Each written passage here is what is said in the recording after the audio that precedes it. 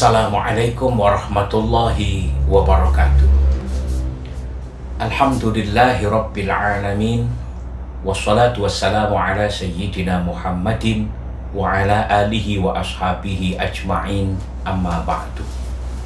Pemirsa Mari TV di mana saja Anda berada, alhamdulillah malam hari ini kita berjumpa kembali pada kajian Wasiatul Mustafa. Dan alhamdulillah kita dalam kondisi sehat walafiat.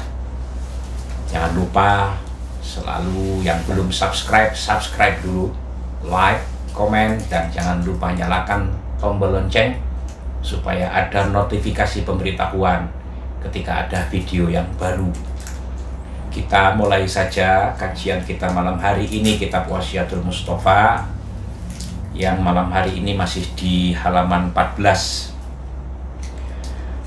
Ila hadratin Nabi Mustafa Muhammadin sallallahu alaihi wasallam wa nakhusu khususan ila muallifi hadzal kitab Syekh Muhammad bin Abdul Wahab As-Sa'rani.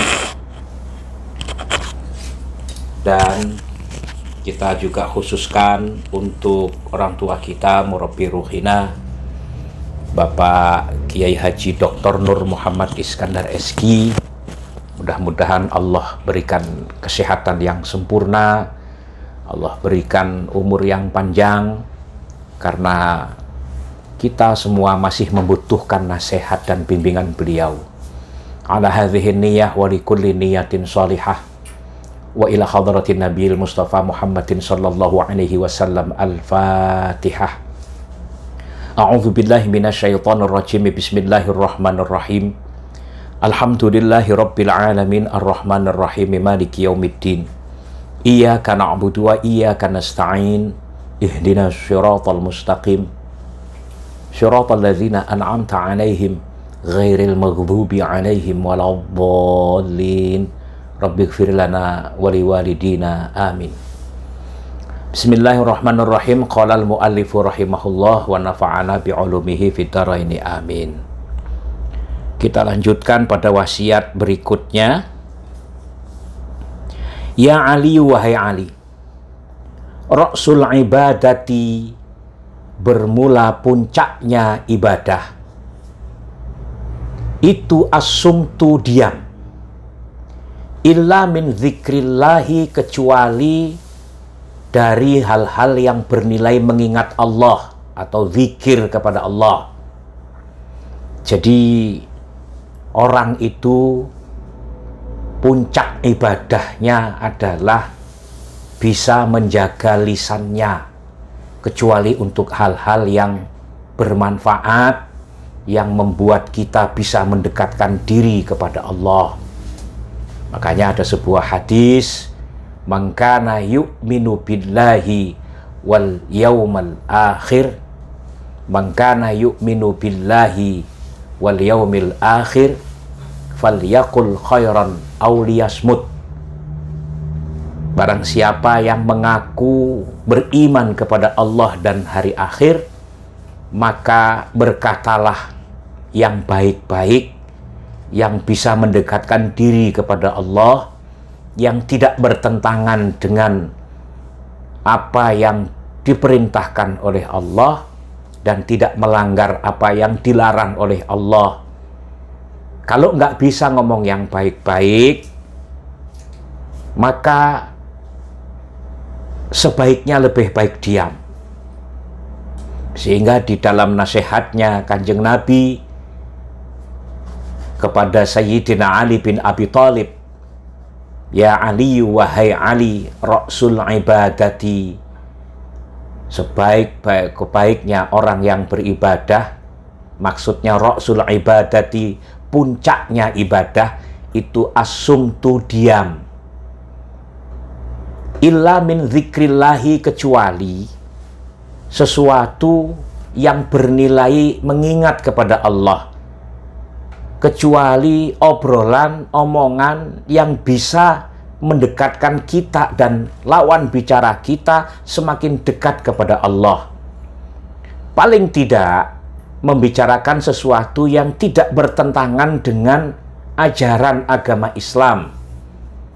tidak bertentangan dengan perintah Allah dan tidak melanggar larangan Allah. Kalau pembicaraan itu sudah melanggar larangan Allah, kalau pembicaraan itu sudah menentang perintah Allah, maka lebih baik diam.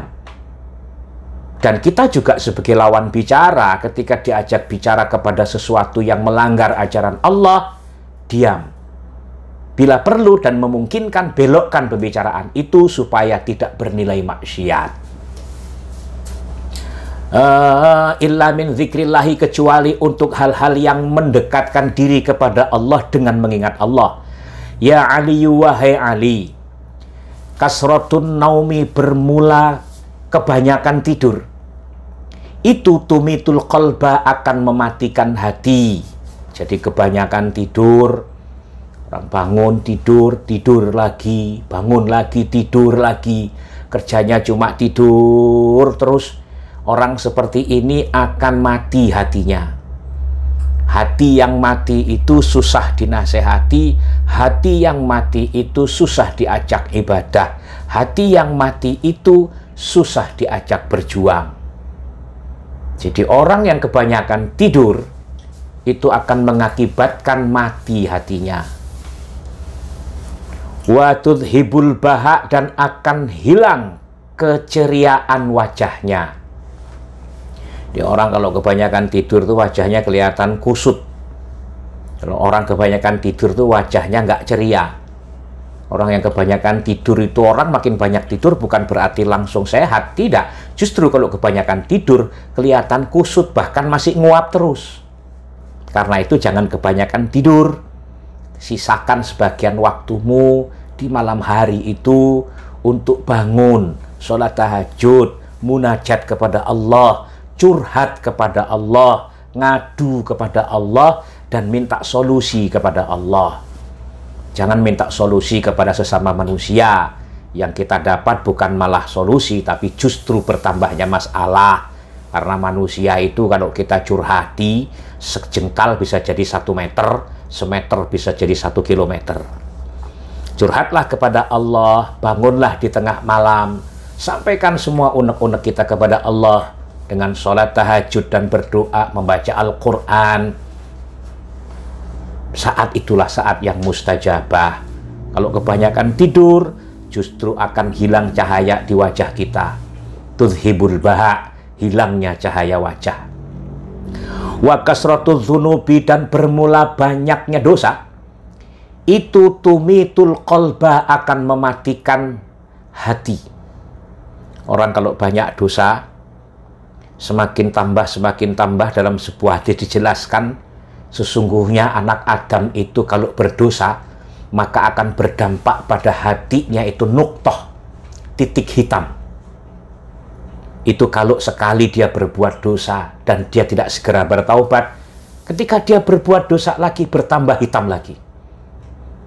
Seberapa besar titik hitam yang ada di hati orang yang berbuat dosa itu, seberapa besar pula tergantung ukuran dosa yang dia lakukan, dosa kecil apa dosa besar. Sehingga wajar ada sebuah pepatah, la shaghair ma'al istimrar wala kabair ma'al istighfar. Nggak ada dosa kecil itu kalau ditumpuk terus. Kenapa? Setitik kecil, tapi setiap hari ditambah titik, ditambah titik, ditambah titik. Maka lama-lama lembaran putih itu akan berubah menjadi hitam karena dipenuhi oleh titik-titik hitam. Dosa kita tuh seperti itu, saudara. Sekali kita berbuat dosa, mungkin dosa kecil, tapi setiap hari kita lakukan, maka bertitik lagi sampailah penuh sehingga hati itu dipenuhi dengan titik hitam. Atau orang tidak pernah berdosa kecil tapi tiba-tiba dia melakukan dosa besar. Maka yang terjadi, titik di dalam hatinya sekali tapi langsung besar. Dan titik itu akan hilang kalau kita istighfar, kalau kita mohon ampun dengan penyesalan yang sesungguhnya.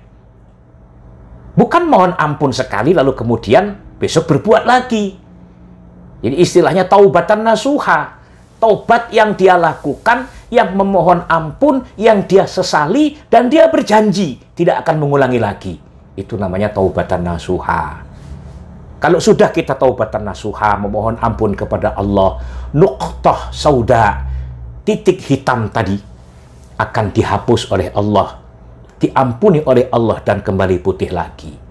Dan kita harus jaga putihnya hati dengan tidak melakukan perbuatan dosa, karena kata Kanjeng Nabi, wa kasratudz dzunubi tumitul qalba, dan banyaknya dosa itu akan mematikan hati karena tertutup oleh dosa tadi. Wa turitsun nadam, dan perbuatan dosa itu akan mewariskan penyesalan. Kalau orang beriman, pasti sesungguhnya di hati kecilnya, nuraninya, dia akan menyesali apa yang dia lakukan itu. Pasti. Orang misalnya nggak pernah mabuk, nggak pernah minum minuman keras, tiba-tiba dia ikut minum minuman keras. Awal mula pasti dia akan menyesali. Pulang sampai rumah, ya Allah, kenapa saya tadi harus minum minuman keras? Kenapa saya terbawa dengan pergaulan akhirnya minum minuman keras? Dia menyesal, hatinya menyesal. Coba persoalannya antara hati nuraninya dengan nafsunya menang mana? Terkadang di rumah kita sudah menyesal, kita sudah memohon ampun kepada Allah. Begitu keluar rumah ketemu teman lagi, diajak mabuk lagi. Nafsunya bisa mengalahkan hati nuraninya. Akhirnya dia berbuat dosa lagi. Aslinya, orang yang berbuat dosa itu menyesal atas perbuatannya. Ya Ali, wahai Ali, man an'amallah, barang siapa yang man bermula barang siapa an'ama, yang memberikan nikmat siapa Allah. Man an'amallaha, barang siapa yang mendapatkan nikmat. Man an'ama, barang siapa yang memberi nikmat siapa Allah alaihi atas man, fasyakara, maka kemudian dia bersyukur atas nikmat tersebut. Wabtalahu, dan barang siapa yang wabtalahu, dan barang siapa yang mendapatkan ujian. Wabtala, dan barang siapa yang diuji oleh Allahu akan man, fasobaro, maka kemudian dia bersabar. Wa asa'a, dan barang siapa yang melakukan perbuatan maksiat. Ay wa asa'a, dan barang siapa yang melakukan perbuatan buruk. Fastaghbara, maka kemudian dia memohon ampun kepada Allah. Dakhala, maka masuk siapa man al jannata, akan surga. Min ayyi babin, dari pintu manapun, sa'a, yang dia inginkan. Artinya begini, siapapun orangnya yang apabila mendapatkan nikmat dari Allah, kemudian dia bersyukur. Ini penting. Karena kata Allah dalam Al-Quran, wa idz ta'adzana rabbukum la in syakartum la azidannakum wa la in kafartum inna azabi lasyadid. Ingatlah ketika Tuhanmu berseru, barang siapa yang bersyukur atas nikmat yang aku berikan kepadanya, maka sungguh akan aku tambahkan nikmat itu kepadamu. Tetapi barang siapa yang kufur terhadap nikmat yang aku berikan kepadanya, maka sungguh azabku teramat sangat pedih. Syukur ini kalimat yang mudah diucapkan, tetapi banyak orang yang lengah. Banyak orang yang lupa bahwa dia telah mendapatkan nikmat. Kita diciptakan oleh Allah berupa manusia saja, itu sudah begitu nikmat luar biasa. Kata Allah, laqad khalaqnal insana fi ahsani taqwim. Sungguh telah aku ciptakan manusia itu dalam bentuk yang paling sempurna. Paling sempurna. Allah ciptakan tumbuh-tumbuhan. Dia bisa hidup. Dia bisa berkembang biak. Tapi dia nggak bisa berjalan. Allah ciptakan binatang. Dia bisa hidup. Dia bisa berkembang biak. Tapi dia nggak punya akal. Tapi Allah ciptakan manusia sangat lengkap. Bisa hidup. Bahkan bentuknya paling sempurna, mata di depan dua-duanya, sehingga kalau pakai kacamata itu pas. Hidung dibuat oleh Allah menghadap ke bawah. Coba Anda bayangkan seandainya Allah ciptakan hidung manusia itu menghadap ke atas, musim hujan pilek semua. Itu harus kita syukuri. Harus kita syukuri. Dan kalau kita bersyukur kepada Allah terhadap nikmat yang Allah berikan kepada kita, pasti ditambah oleh Allah. La azidannakum. Sungguh akan aku tambahkan nikmat itu. Sayangnya banyak di antara kita itu yang dapat nikmat tapi lupa. Nggak bersyukur, tapi dia Berpikir selalu berkurang, selalu kurang, selalu kurang. Nggak akan pernah habis. Syukuri dulu, nikmati lagi, baru setelah itu berharap kepada Allah supaya ditambahi. Wong kita itu banyak mau dikasih nikmat oleh Allah, tapi kadang-kadang jangankan mensyukuri, menikmati nikmat Allah aja susah. Gitu loh. Kenapa? Karena nggak bersyukur. Kalau kita bersyukur terhadap nikmat yang Allah berikan kepada kita, maka kita akan bahagia. Tapi kalau kita nggak bisa bersyukur terhadap nikmat yang Allah berikan kepada kita, jangan mimpi akan bahagia. Kenapa? Karena selalu kurang. Hanya orang yang merasa bersyukur yang bisa menikmati nikmat dan bisa hidup bahagia. Tapi kalau masih kurang, tidak akan bisa dia berbahagia. Kenapa? Hati yang selalu kurang itu tidak bisa menikmati nikmat yang Allah berikan. Jadi, yang pertama, orang yang apabila mendapatkan nikmat dari Allah, dia langsung bersyukur. Alhamdulillah. Setelah alhamdulillah, tanggung jawab kita sebagai rasa syukur adalah mentasyarufkan nikmat yang Allah berikan kepada kita ke tempat yang Allah ridhoi. Itu penting. Karena harta itu ada yang cara mendapatkannya haram, terus kita tasyarufkan dengan cara yang haram. Itu sudah jelas. Itu duit jin dimakan setan. Jadi misalnya cara mendapatkannya itu dengan cara berjudi. Menang banyak. Dia pakai untuk beli minum-minuman keras. Itu harta yang dia dapatkan dengan cara yang haram, dia belanjakan dengan cara yang haram. Itu sudah jelas. Qadahu ilan nar. Mendorong orang yang punya harta itu ke neraka. Yang kedua, harta yang cara mendapatkannya halal, tapi dia tasyarufkan dengan cara yang haram.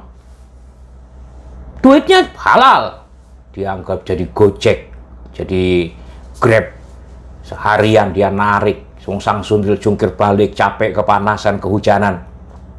Tapi begitu dia dapatkan duitnya, dia pakai untuk beli minuman keras, dia pakai untuk pasang togel. Itu cara mendapatkannya halal, tapi dia tasyarufkan dengan cara yang haram. Itu pun qadahu ilan nar, mendorong orang yang punya harta tersebut masuk ke neraka. Yang ketiga, cara mendapatkannya haram, dia tasyarufkan dengan cara yang halal. Haba'an mansura. Dia dapat duit dari judi. Dia dapat duit dari jualan minuman keras. Dia dapat duit dari jualan narkoba. Haram. Dia pakai nyumbang ke masjid. Mungkin ada ulama yang berbeda pendapat, boleh menerima harta tersebut. Karena itu urusannya soal berpahala atau tidak, itu urusan Allah dengan yang bersedekah. Gitu. Ada yang berpendapat boleh tapi dipakai untuk tempat-tempat yang tidak dipakai untuk sholat. Jadi bangun masjid, tetapi dia pakai untuk bikin selokan, comberan. Atau dia pakai untuk bikin septic tank. Itu ada ulama yang berpendapat seperti itu. Karena dia tahu bahwa hartanya dia dapatkan dengan cara yang haram, tapi dia sumbangkan untuk kepentingan masjid. Maka ada yang membolehkan, tapi dipakai untuk tempat-tempat yang kotor, bukan sebagai tempat sujudnya.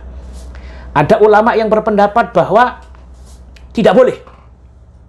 Nah, itu ulama yang sangat hati-hati ketika dia tahu bahwa harta yang dia dapatkan itu dengan cara yang haram, maka sodakohnya itu dia tolak. Gitu.